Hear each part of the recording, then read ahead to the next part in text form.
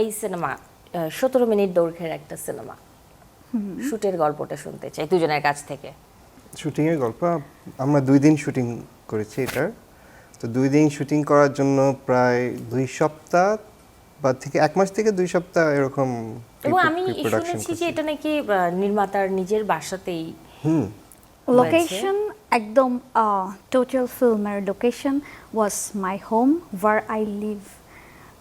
So আমি যেহেতু pregnant ছিলাম, আমি আসলে বাইরে লোকেশন ম্যানেজ করা আমার জন্য it would be tough, so আমি বাসায়। সে প্রায় 7 মান্থস প্রেগন্যান্ট ছিল, মানে পুরো ফুল ওই অবস্থায় সারাদিন সে ডিরেকশনে ছিল। ডিরেকশনে করেছে 18-19 আওয়ার্স টানা আমি শুট করছি। তো নিজের বাসায়ও মানে গল্পের সাথেও যেত, কেন গল্পের মেইন ক্যারেক্টারটাই আসলে মানে এক ধরনের ফ্লোরাকে রিপ্রেজেন্ট করে, কেন ওয়ান কাইন্ড অফ, সো বাড়িটাও ফ্লোরার ওটা। তো মানে পুরো ডিজাইনটাই মানে এক ধরনের ওই ক্যারেক্টারকে 17 মিনিটে একটা গল্প বলা, আর এই স্বল্প দৈর্ঘ্য যে নির্মাণটা, এটার মধ্যে একেবারে লেস ডায়ালগ, এটা তো একটু চ্যালেঞ্জিং হওয়ার কথা। না, আমার কাছে এটা ভিজুয়াল করাটা মানে মেসেজটা থ্রো করাটা একেবারেই লেস ডায়ালগ, সময় কম, তো ডিরেকশনও দিতে হয়েছে ওই লেভেলের আমার মনে হচ্ছে। আর অবশ্যই আমার কাছে মনে হয় ডায়ালগ অনেক সময় বা ওয়ার্ডস এটা ইমোশনকে লিমিটস করে ফেলে, ডিফাইন করে ফেলে।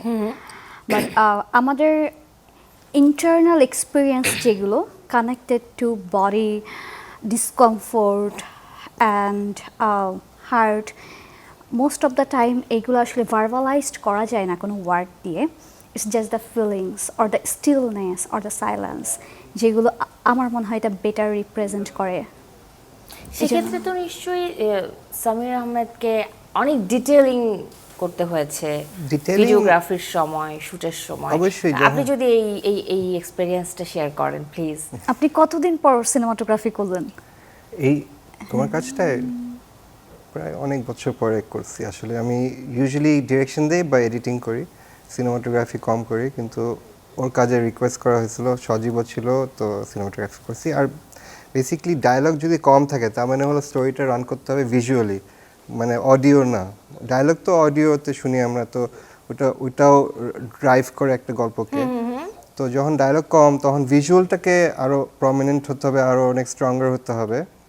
তো ওইভাবে আমরা ডিজাইন করছি যে অ্যাকচুয়ালি প্রতিটা সিনে এই ক্যারেক্টারটা কী করবে, ওর অ্যাকশনগুলো কী হবে, ওর এক্সপ্রেশনগুলো কী হবে। তো এগুলো ফ্লোরা আর অ্যাক্টর মিলে ওরা ডিসাইড করছে, আর আমি ক্যাপচার করার জন্য হেল্প করছি।